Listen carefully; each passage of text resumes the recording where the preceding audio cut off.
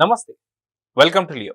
మనతో ఉన్నారు political analyst Sreeleela గారు. నమస్తే అండి. నమస్తే. మనం చూసుకుంటే వల్లభనేని వంశీ గతంలో మంచి పేరుండి టీడీపీలో ఒక సభ్యుడైనటువంటి వల్లభనేని వంశీ వైసీపీలోకి జాయిన్ అవడం, జాయిన్ అయిన తర్వాత 6 నెలల్లోనే తన నిజ స్వరూపం ఏదో బయట పెట్టుకోవడం, ఇవన్నీ కూడా మనం చూస్తూ వస్తున్నాం.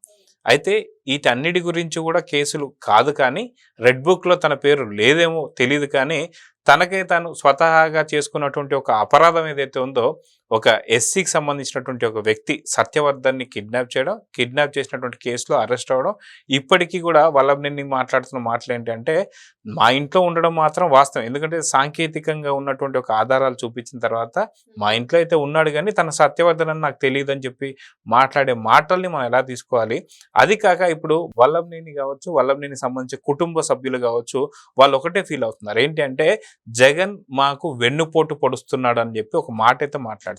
ఎందుకంటే మిథున్ రెడ్డికి బెయిల్ ఇప్పిస్తున్నారు, అదేవిధంగా రాజకాశ్ రెడ్డి కానీ వీళ్ళందరికీ కూడా తనకు సంబంధించిన సహాయం చేస్తూ వస్తున్నారు, అదేవిధంగా సజ్జల దొరకకుండా తను కాపాడుతూ వస్తున్నారు. కాకాని గోవర్ధన్ రెడ్డిని ఎక్కడా కనిపించకుండా తను తప్పించుకొని తిప్పుతున్నాడు. ఇలాంటివన్నీ చేస్తూనే నన్ను కావాలని చెప్పి నా యొక్క సామాజిక వర్గం, కమ్మ సామాజిక వర్గం సంబంధించిన వాళ్ళు ఉన్నారని చెప్పి నన్ను అరెస్ట్ చేయించారు, ఇప్పటిదాకా నన్ను పట్టించుకోలేదని చెప్పి వల్లభనేని వంశీ అంటున్నాడని చెప్పి తన దగ్గరగా ఉన్నటువంటి కొంతమంది చెప్తున్నారు. సో దీని గురించి మీరు ఏం చెప్తారు? నిజంగా వల్లభనేని వంశీ అంటే వైఎస్ఆర్సీపీ పార్టీ వాళ్ళు ఇప్పటి వరకు నేరస్తులుగా పరిగణింపబడుతూ తప్పించుకొని తిరుగుతూ, కొంతమంది ఏదైతే నోటీసులకు కూడా సమాధానం ఇవ్వకుండా ఏ విధంగా ఉంటున్నారంటే, వీళ్ళంతా చేసింది ఏంటంటే స్వయం కృతాపరాధం. అంటే వాళ్ళంతటా వాళ్లే స్వయంగా దాంట్లో ఇరుక్కుపోయారు, తప్పులు చేశారు. ఇక్కడ వల్లభనేని వంశీ విషయానికి వస్తే ఇతను చేసింది ఏంటి అంటే, గతంలో చేసినవన్నీ ఇప్పుడు పార్టీ ఆఫీస్ ధ్వంసం చేశారా, లేకపోతే బూతులు తిట్టారా, అవహేళనగా మాట్లాడారా, లేకపోతే అసెంబ్లీ సాక్షిగా వీళ్ళు ప్రజాప్రతినిధులని కూడా మర్చిపోయి వీళ్ళ హావభావాలు, భాషా విధానం అన్నీ కూడా ప్రతి ఒక్కటి వీళ్ళు అంటే మంచితనానికి వ్యక్తిత్వం అనేది ఉండేది మనిషికి, దానికి నీళ్లు వదిలేశారు. ఇదైతే మనం ఖచ్చితంగా చెప్పుకోవచ్చు. వైఎస్ఆర్సీపీ పార్టీ వాళ్ళు మంచితనం, మానవత్వం, వాళ్ళకుండా ఒక వ్యక్తిత్వం అనే దానికి నీళ్లు వదిలేశారు. మరి ఇలాంటి నీళ్లు వదిలేసిన వాళ్ళు ఇంతకుముందే మనం చెప్పుకున్నట్లుగా ఏదైతే ఒక స్నేహం చేసినప్పుడు ఏ విధంగా మారుతారో, అంతకుముందు మంచి వ్యక్తిగా ఉన్నప్పుడు అంటే టీడీపీ గవర్నమెంట్ వాళ్ళ అధికారంలో ఉన్నప్పుడు ఆ పార్టీలో ఇతను ఒక సభ్యునిగా ఉన్నప్పుడు ఏ విధంగా ఉన్నారు, మరి వైఎస్ఆర్సీపీ పార్టీకి వచ్చిన వల్లభనేని వంశీ, ఆయన జతగాడైన ఇంకో అతను కొడాలి నాని, మరి వీళ్ళిద్దరూ కూడా ఏ విధంగా ఉన్నారు అంటే చక్కగా వాళ్ళ హావభావాలు, మాట్లాడే భాషా విధానం అన్ని బాగున్నాయి. కానీ ఇక్కడ జగన్మోహన్ రెడ్డి గారు ఒక పథకం పెట్టారు. అంటే ప్రజలందరికీ సంక్షేమ పథకాలు ఉన్నట్లుగా మా ఎమ్మెల్యేలకి, మా మంత్రులకి, మా వీళ్ళకి కూడా కొన్ని పథకాలు ఉంటే బాగుండు, మరి అలా ఉంటే వీళ్ళు పార్టీ కొంచెం ఉపయోగకరంగా ఉంటారని ఆలోచించి బూతులు తిట్టు పదవులు పట్టని ఒక పథకం పెట్టారు. ఆ పథకంలో మంచిగా మార్కులు కొట్టేయాలి, మాకంటూ ఇప్పుడు మనం సంక్షేమ పథకాలంటే వీళ్ళకి కొన్ని రైట్స్ ఉండాలి, ఆ రైట్స్ ప్రకారం వీళ్ళకి వర్తిస్తాయి అని ఉండిద్ది. ఆ విధంగా వీళ్ళు ఏ రైట్స్ కల్పించుకున్నారంటే, ఖచ్చితంగా బూతులు భయంకరంగా తిట్టాలి, క్యారెక్టర్ అసాసినేషన్ చేయాలి, అది మనం ఉచ్చం నీచం అంటారు అట్లాంటి మరిచి నిజంగా నేను ఒక మనిషిని అన్నది కూడా మర్చిపోయి మాట్లాడాలి అనేది వీళ్ళు చేశారు. దాంట్లో భాగంగా వల్లభనేని వంశీ అనే వ్యక్తిని అవన్నీ తీసేసి పక్కన పెట్టినా, ఈ రోజున సత్యవర్ధన్ అనే వ్యక్తిని, అంటే ఒక ఎస్సీ సామాజిక వర్గానికి చెందిన వ్యక్తి, ఆ టీడీపీ పార్టీ ఆఫీసులో పనిచేసే వ్యక్తిని వీళ్ళు కిడ్నాప్ చేసి హైదరాబాద్ లో మై హోమ్ భుజా వాళ్ళ ఇంటికి తీసుకెళ్ళటం, ఒక రోజంతా అక్కడ ఉంచుకోవటం, అతనితో వీళ్ళు ఏ విధంగా మాట్లాడారో, అతన్ని బెదిరింపుకు గురి చేశారు అనేది అన్ని కూడా క్లియర్ కట్ గా మనకి సీసీటీవీ ఫుటేజెస్ తో సహా వస్తున్న తర్వాత కూడా అతను ఎవరో నాకు తెలియదు, మా ఇంటికి ఎందుకు వచ్చాడో తెలియదు, సరే వచ్చిన అతనే సత్యవర్ధన్ అన్న విషయం నాకు తెలియదు. ఇవన్నీ చాలా వింతగా, విడ్డూరంగా, వినటానికే ఏదో నిజమా అంటే మతి భ్రమించి మాట్లాడుతున్నారా, లేకపోతే ఇతనికి ఏదన్నా చిన్న డిజార్డర్ ఏదన్నా ఉందా, ప్రాబ్లం మెంటల్లీ అనేది కూడా ప్రజలకు అనుమానం. అంటే పోలీసులకు తెలుసు నిజాలు ఎట్లా గక్కించాలో.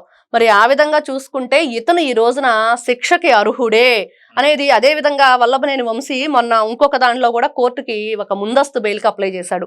అదేంటి అంటే, అక్రమంగా కబ్జాలు చేసిన భూమికి వీళ్ళు అక్రమంగా రిజిస్ట్రేషన్లు చేశారు. మరి దాంట్లో కోర్టు అయితే నిజంగా ప్రజలందరూ కూడా చాలా ఆనందాన్ని వ్యక్తపరిచారు. మీరు గతంలో ఒక ప్రజాప్రతినిధిగా ఉండి ప్రజల్ని రక్షించాల్సిన స్థానంలో ఉండి ఏ విధంగా ఇలాంటి భూదందాలకు పాల్పడతారు, ఏ విధంగా అక్రమంగా ప్రజల దగ్గర నుంచి ఆస్తుల్ని లాగేసుకుంటారు. కాబట్టి ఇట్లాంటి వాళ్ళకి న్యాయస్థానం సహాయ సహకారాలు అందించదు. ఖచ్చితంగా మేము దీనికి మీకు ఎటువంటి సహాయం అందించలేము. కాబట్టి ప్రజాప్రతినిధులుగా ఉండి ప్రజల యొక్క ఆస్తుల్ని ఈ విధంగా మీరు వాళ్ళని ఇబ్బంది గురి చేశారు కాబట్టి మేము బెయిల్ ఇవ్వలేమని ఖరాఖండిగా చెప్పేసింది.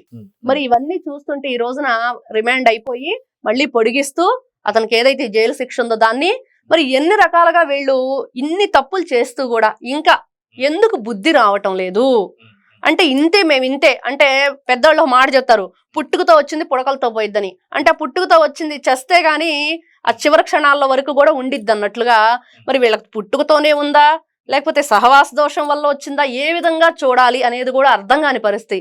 జాలి పడాలా, బాధపడాలా, లేకపోతే చీదర అనిపించుకోవాలా, ఏ విధంగా రియాక్ట్ అవ్వాలి, ఏ విధంగా అంటే ఖచ్చితంగా ఆంధ్రప్రదేశ్ ప్రజలందరూ ఒకటే ఆలోచిస్తున్నారు. ఇక్కడ మాత్రం తెలుగు ప్రజానికం అంతా కూడా ఖచ్చితంగా వీళ్ళ కఠిన శిక్ష అయితే విధించండి అని. ఒకటి కాదు రెండు కాదు, అంటే రాష్ట్రాన్నే సర్వనాశనం చేద్దామని చూశారు. మనం చూస్తే విజయవాడ వరదల విషయంలో కూడా వీళ్ళు ఎలా వ్యవహరించారని, అంటే ప్రజల ప్రాణాలతో చెలగాటాలాడటం. ఎందుకు ఈ విధంగా మీరు ఆలోచన విధానం ఉంది, ఇంత రాక్షసత్వంగా ఎందుకు ఆలోచిస్తున్నారని. నిజంగా వల్లభనేని వంశీనే కాదు, రేపు కొడాలి నాని, రోజా వీళ్ళందరూ ఉన్నారు. మొన్న చూస్తే విడుదల రజని, మరి ఇంతమంది ఇన్ని విధాలుగా ప్రజలని ఏ విధంగా ఇబ్బందులు గురి చేశారు. వీటన్నిటి మీద నిజంగా కోర్టు మంచి హృదయంతో ప్రజల వైపున నిలబడి ఈ రోజున వీళ్ళందరికి కూడా శిక్ష విధించాలని కోరుకుంటున్నారు. అదే కాక మనం చూసుకుంటే అటు కొడాలి నాని కావచ్చు లేదా ఇక్కడ వల్లభనేని వంశీ కావచ్చు, ఇప్పుడు పూర్తిగా నిజం నిలకడగా తేలిద్ది అన్నట్టుగా ఇప్పుడు పూర్తి నిజాలు తెలుసుకున్నట్టుగా కనిపిస్తుంది. ఏంటి అంటే కమ్మవారు కాబట్టే వీళ్ళకి సహాయ సహకారం అందించడం లేదా అన్నట్టుగా ముందే గ్రహించినటువంటి యొక్క కొడాలి నాని ఏదో ఆపరేషన్ అని చెప్పేసి తను పక్క తప్పుకోవడం కావచ్చు, ఇవన్నీ చూస్తున్నాం.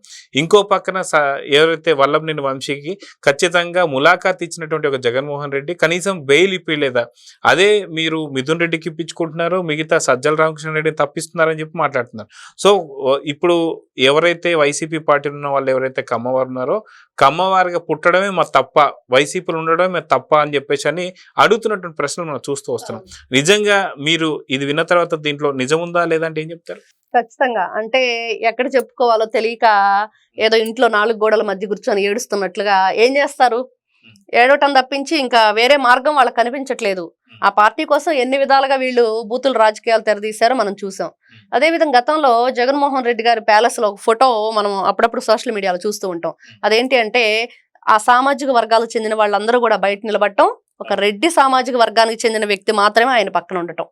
మరి ఏ విధంగా చూడాలంటే ఖచ్చితంగా మనకు అర్థమవుతుంది, కమ్మ సామాజిక వర్గానికి చెందిన కొడాలి నాని, వల్లభనేని వంశీ బలైపోయారు. వైఎస్ఆర్సీపీ పార్టీ జగన్మోహన్ రెడ్డి గారు బలి చేశారు.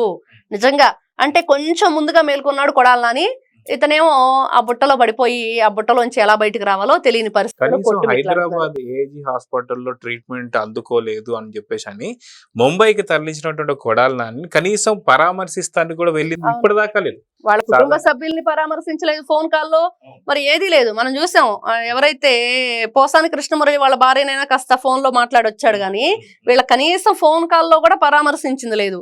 అదేవిధంగా ఈ రోజున కాకాని గోవర్ధన్ రెడ్డి, మరి పెందుర్తి ప్రకాష్ రెడ్డి, ఇంకా తోపుదుర్తి ప్రకాష్ రెడ్డి, మరి అదే విధంగా ఇంకా చూస్తూ ఉంటే అందరూ కూడా